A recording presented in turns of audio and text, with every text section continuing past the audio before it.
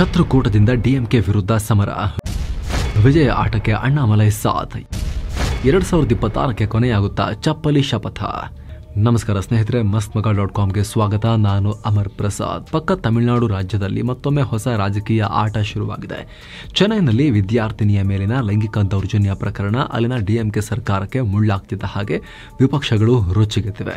ಒಂದ್ ಕಡೆ ಅಣ್ಣಾಮಲೈ ಚಪ್ಪಲಿ ಮೆಟ್ಟಲ್ಲ ನಿಮ್ ಸರ್ಕಾರ ಬೀಳಿಸೋ ತನಕ ಅಂತ ಉಪವಾಸ ಕೂತು ಮೈಗೆಲ್ಲ ಚಾಟಿ ಏಟು ಪನಿಷ್ಮೆಂಟ್ ಅನ್ನ ಕೊಟ್ಕೊಂಡು ದೊಡ್ಡ ಪ್ರಮಾಣದಲ್ಲಿ ಡಿಎಂಕೆ ಸರ್ಕಾರದ ವಿರುದ್ಧ ಜನಾಭಿಪ್ರಾಯ ರೂಪಿಸೋಕೆ ಪ್ರಯತ್ನ ಪಡ್ತಾ ಇದ್ದಾರೆ. ಮತ್ತೊಂದ್ ಕಡೆ ಅಪ್ಪಡಿ ಪೋಡು ಈ ತಳಬದಿ ಅಂತ ಕರೀತಾರಲ್ಲ, ದಳಪತಿ ತಳಬದಿ ವಿಜಯ್ ಅದೇ ವಿದೇಶದಿಂದ ರೋಲ್ಸ್ ರಾಯ್ ಗೋಸ್ಟ್ ಕಾರನ್ನ ತಗೊಂಡ್ಬರ್ತೀನಿ, ಅದಕ್ಕೆ ಡಬಲ್ ರೇಟ್ ಆಗ್ಬಿಡುತ್ತೆ, ಕೋಟಿಗಟ್ಟಲೆ ಟ್ಯಾಕ್ಸೇ ಕಟ್ಟಬೇಕಾಗತ್ತೆ, ನನಗೊಂದು ಸ್ವಲ್ಪ ವಿಶೇಷವಾಗಿ ಪರಿಗಣಿಸಿ ನನಗೆ ಟ್ಯಾಕ್ಸ್ ವಿನಾಯಿತಿ ಕೊಡಿ ಅಂತ ರಿಕ್ವೆಸ್ಟ್ ಮಾಡ್ಕೊಂಡಿದ್ರಲ್ಲ, ಟ್ಯಾಕ್ಸ್ ಇಷ್ಟ ಇಲ್ಲ ನನಗೆ ಅಂತ ಹೇಳಿ, ಅದೇ ವಿಜಯ್. ಇವರು ಕೂಡ ಪೊಲಿಟಿಕಲ್ ಆಕಾಡಕ್ಕೆ ಧುಮುಕಿದ್ದಾರೆ.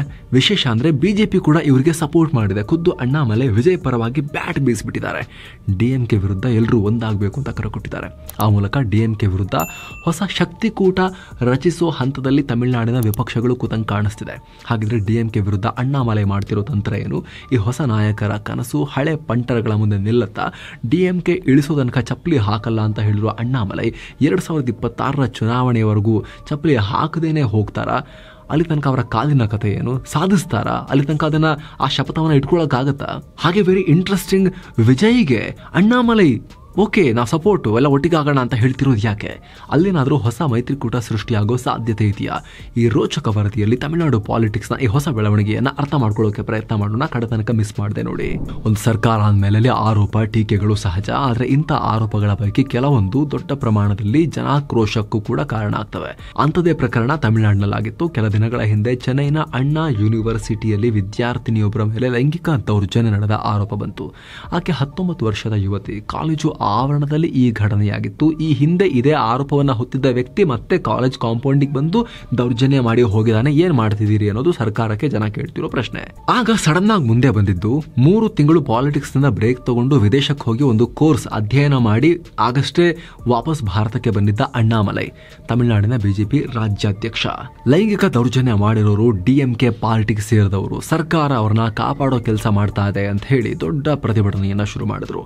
ಇದೇ ಕಾರಣವನ್ನು ಇಟ್ಕೊಂಡು ಡಿಎಂಕೆ ಸರ್ಕಾರ ಪತನ ಆಗೋದ್ರವರೆಗೆ ನಾನು ಚಪ್ಪಲಿ ಹಾಕೋದಿಲ್ಲ, ಅನ್ಯಾಯ ವಿರುದ್ಧ ಉಪವಾಸ ಮಾಡ್ತೀನಿ ಅಂತ ಘೋಷಣೆ ಮಾಡಿದ್ರು.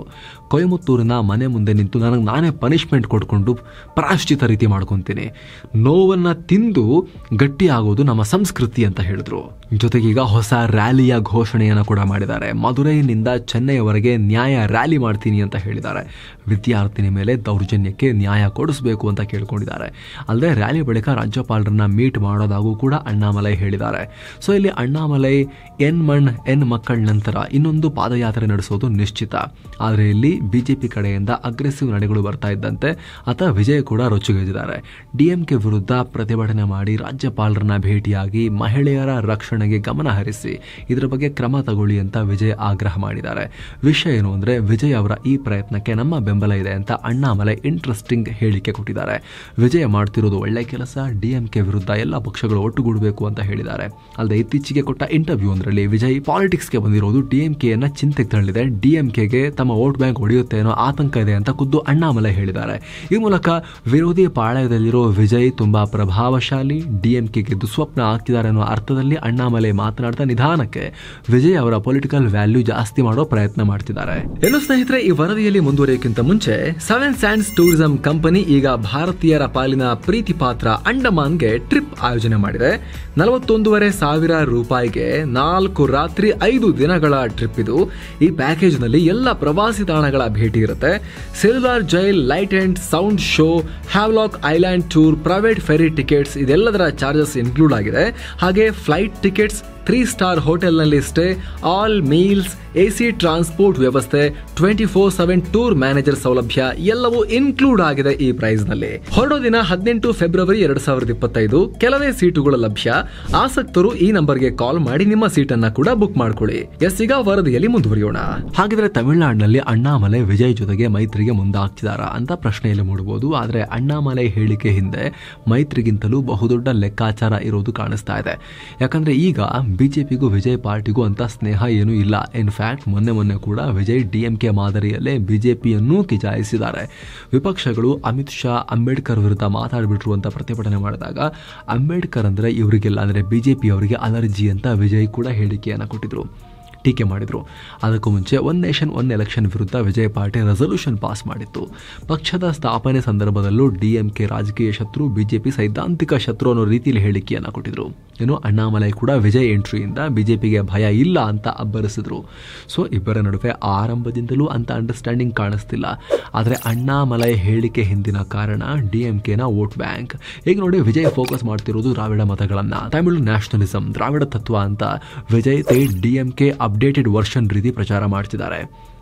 ಒಂದೇ ಒಂದು ಬದಲಾವಣೆ ಅಂದರೆ DMK ನಾಯಕರು ನಾಸ್ತಿಕವಾದದ ಬಗ್ಗೆ ಮಾತನಾಡ್ತಾರೆ. ವಿಜಯ್ ನಮಗೆ ಭಗವದ್ಗೀತೆ, ಬೈಬಲ್, ಕುರಾನ್, ಅಂಬೇಡ್ಕರ್, ಪೆರಿಯಾರ್ ಎಲ್ಲ ಬೇಕು ಅಂತ ಹೇಳ್ತಾರೆ. ಸ್ವಲ್ಪ ಇವರು ಲಿಬರಲ್ ಇದ್ದಾರೆ ಆ ವಿಚಾರದಲ್ಲಿ. ಈ DMKಯ ಕರ್ಮಠ ನಾಸ್ತಿಕವಾದಕ್ಕೆ ಕಂಪೇರ್ ಮಾಡಿದ್ರೆ ಇವರು ಸ್ವಲ್ಪ ಆ ವಿಚಾರದಲ್ಲಿ ಸ್ವಲ್ಪ ಎಲ್ಲದೂ ಓಕೆ, ನಮಗೆ ಎಲ್ಲದೂ ಬೇಕು ಅನ್ನೋ ರೀತಿಯಲ್ಲಿ ಹೇಳಿಕೆಯನ್ನು ಕೊಡ್ತಾರೆ ವಿಜಯ್, ಅಷ್ಟೇ ವ್ಯತ್ಯಾಸ. ಬಟ್ ಇವರು ದ್ರಾವಿಡತೆಯನ್ನೇ ಹೈಲೈಟ್ ಮಾಡ್ತಿದ್ದಾರೆ. ಸೊ ವಿಜಯ್ ಹೊಡೆಯೋ ಏಟಿನಿಂದ ದ್ರಾವಿಡ ವೋಟ್ಗಳು DMKನಿಂದ ದೂರ ಆದರೆ ಬಿಜೆಪಿಗೆ ಲಾಭ ಇದೆ ಅನ್ನೋದು ಅಣ್ಣಾಮಲೈ ಲೆಕ್ಕಾಚಾರ ಇಲ್ಲಿ. ಸ್ನೇಹಿತರೆ, DMK ಬಗ್ಗೆ ಒಬ್ಬೊಬ್ಬರಿಗೆ ಒಂದೊಂದು ರೀತಿ ಒಪಿನಿಯನ್ ಇರ್ಬೋದು. ಕೆಲವರಿಗೆ ಇಷ್ಟ, ಕೆಲವರಿಗೆ ಇದೇನು ಪಕ್ಷನಪ್ಪ ಅನ್ನೋ ಒಪಿನಿಯನ್ ಕೂಡ ಇರ್ಬೋದು. ಆದರೆ DMK ಇವತ್ತಿಗೂ ತಮಿಳುನಾಡಿನ ಅತಿದೊಡ್ಡ ರಾಜಕೀಯ ಶಕ್ತಿ ಅನ್ನೋದನ್ನು ಯಾರೂ ಅಲ್ಲಗಳೆಯೋಕ್ಕಾಗಲ್ಲ. ಜಯಲಲಿತಾ ಹೋದ್ಮೇಲಂತೂ DMK ಇನ್ನೂ ಸ್ಟ್ರಾಂಗೇ ಆಗಿದೆ. ಜಯಲಲಿತಾ ಪಕ್ಕದಲ್ಲಿದ್ದ ಶಶಿಕಲಾ ಜೈಲಿನಿಂದ ಹೊರಬಂದು ಹೊಸ ಪಾರ್ಟಿ ಕಟ್ಕೊಂಡ್ರು. ಪನ್ನೀರ್ ಸೆಲ್ವಂ ಮತ್ತು ಪಳನಿಸ್ವಾಮಿ ನಂಗೊಂದು ನಿಂಗೊಂದು ಅಂತ ಇಬ್ರು ಎರಡು ಎಲೆಯನ್ನ ಹರ್ಕೊಂಡಿಟ್ಕೊಂಡಿದ್ದಾರೆ. ಈಗ ಜಾಸ್ತಿ ಕಂಟ್ರೋಲ್ ಪಳನಿದೆ ಇದೆ. ಸೊ ಅಂದಿನಿಂದ ದ್ರಾವಿಡ ಮತಗಳನ್ನ ಸಾಲಿಡ್ ಆಗಿ ಸೆಳಿತಿರೋದು DMK. ಇನ್ನು ಹೇಳಕ್ ಹೋದ್ರೆ ಕಳೆದ 4-5 ವರ್ಷಗಳಿಂದ ಕಂಪ್ಲೀಟ್ ತಮಿಳು ರಾಜಕೀಯ ಬರೀ DMK ಸುತ್ತಲೇ ಸುತ್ತಾ ಇದೆ.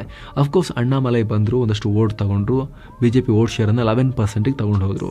ಆದ್ರೆ DMKನ ಬಗ್ಗಿಸೋ ಲೆವೆಲ್ಗೆ ಏನು ಮಾಡೋಕ್ಕಾಗಲಿಲ್ಲ.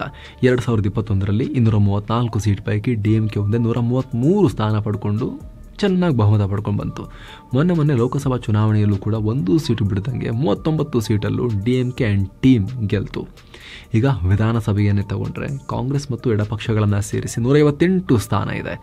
ತಮಿಳುನಾಡಿನ ಮೂಲೆಯಲ್ಲೂ DMKಗೆ ನೆಟ್ವರ್ಕ್ ಇದೆ. ಸೊ ದಿಢೀರಂತ DMKಯನ್ನು ಹೊಸಕ್ಕೆ ಹಾಕಿಬಿಡ್ತೀವಿ, ಇಳಿಸ್ಬಿಡ್ತೀವಿ, ಅದೆಲ್ಲ ಈಸಿ ಅಲ್ಲ.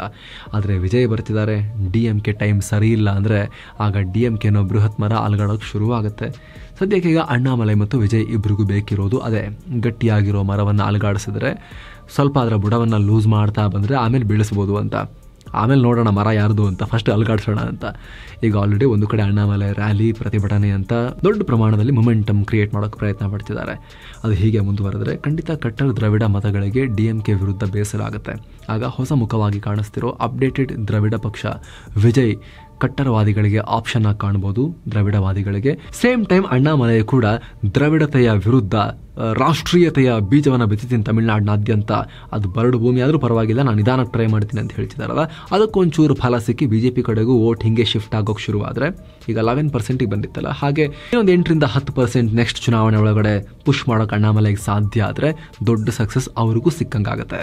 ಸೊ ಇಂಥ ಸಿಚುವೇಶನ್ ಅಲ್ಲಿ ವಿಜಯ್ ಮತ್ತು ಅಣ್ಣಾಮಲೈರಂತಹ ಯುವ ಮುಖಗಳ ಮೈತ್ರಿಕೂಟ ನೋಡೋಣ. ನಮ್ದು ಐಡಿಯಾಲಜಿಕಲ್ ಡಿಫರೆನ್ಸಸ್ ಆಮೇಲೆ ನೋಡೋಣ. ಫಸ್ಟ್ ಈ ದೈತ್ಯ ಮರವನ್ನ DMKನ ಬೇರೆ ಸಮೇತ ಬೀಳ್ಸೋಣ ಅನ್ನೋ ನಿರ್ಧಾರಕ್ಕೇನಾದರೂ ಬರೋ ಸಾಧ್ಯತೆ ಅಲ್ಲಗಳೆಯಕ್ಕಾಗಲ್ಲ. ಏನು ಬೇಕಾದರೂ ಆಗ್ಬೋದು ಪಾಲಿಟಿಕ್ಸ್ನಲ್ಲಿ. ವಿಜಯ್ ಮುಂಚೆನೇ ಹೇಳಿದ್ದಾರೆ, ನಾವು 2026ನ ಫೋಕಸ್ ಮಾಡ್ತಿದ್ದೀವಿ, ಈಗಿರೋ DMK ಸರ್ಕಾರನ ಬೆಳೆಸಬೇಕಷ್ಟೇ, ನಮಗೆ ಬಹುಮತ ಬರದೇ ಇದ್ರೆ ಮೈತ್ರಿಗೂ ನಾವು ಸಿದ್ಧ, ಡೋರ್ ಓಪನ್ ಇದೆ ಅಂತ ಹೇಳಿದ್ದಾರೆ.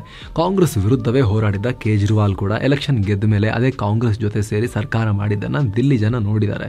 ಹೀಗಿರುವಾಗ ಶತ್ರುವಿನ ಶತ್ರು ಮಿತ್ರರಾಗಿ ಮೈತ್ರಿಕೂಟ ಎದ್ದು ನಿಂತರೆ ಆಶ್ಚರ್ಯ ಪಡಬೇಕಾಗಿಲ್ಲ. DMK ಸರ್ಕಾರವನ್ನು ದೂರ ಇಡಬೇಕಾಗಿತ್ತು, ಅದಕ್ಕೆ ನಾವು ಮೈತ್ರಿ ಮಾಡ್ಕೊಂಡಿದ್ದೀವಿ ಅಂತ ಹೇಳ್ಬೋದು. ಹೀಗಾಗಿ ಅಣ್ಣಾಮಲೈ ಮತ್ತು ವಿಜಯ್ ಅವರ ಹೆಜ್ಜೆಗಳು ರಾಜಕೀಯ ವಲಯದಲ್ಲಿ ಚರ್ಚೆಗೆ ಕಾರಣ ಆಗ್ತಿವೆ. ಇದನ್ನು ಮುಂದೆ ಯಾವ ರೀತಿ ತಗೊಂಡು ಹೋಗ್ತಾರೆ, 2026ರ ಏಪ್ರಿಲ್ ಹೊತ್ತಿಗೆ ಏನೆಲ್ಲ ಪಲ್ಲಟಗಳು ಆಗುತ್ತೆ ತಮಿಳುನಾಡಿನಲ್ಲಿ ಅನ್ನೋ ಕುತೂಹಲ ಅಂತೂ ಭಾರಿ ಇದೆ. ಇದರ ಬಗ್ಗೆ ನಿಮಗೆ ಅನಿಸುತ್ತೆ ಕಾಮೆಂಟ್ ಮಾಡಿ ತಿಳಿಸಿ. ಮತ್ತೆ ಭೇಟಿ ಆಗ್ತಿರೋಣ. ನಮಸ್ತೆ.